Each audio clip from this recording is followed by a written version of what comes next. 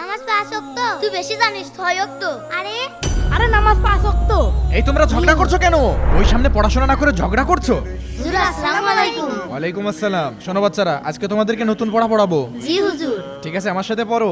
একে আল্লাহ, কে আল্লাহ, দুয়ে জাহান, তুই জান, পাশে কালেমা। পাশে কালেমা। বাচ্চারা, তোমরা কি জানো পাশে কিন্তু আরেকটা জিনিসও হয়? বলো তো কি? 5 ওয়াক্ত নামাজ। হ্যাঁ, ঠিক বলেছো। এই নামাজ 6 ওয়াক্ত। তুই আবার শুরু করলি? তোকে বললাম নামাজ 6 ওয়াক্ত, তুই আমার থেকে বেশি বুঝিস। আব্দুল আওয়াল, তুমি এসব কি বলছো? নামাজ 6 ওয়াক্ত মানে? হুজুর, এটা আমার বন্ধু আমাকে বলেছে ওদের দেশে নামাজ 6 ওয়াক্ত হয়। 6 ওয়াক্ত নামাজের নাম বলো তো। ফজর, জোহর, আসর, মাগরিব, এশা আর জানাজা।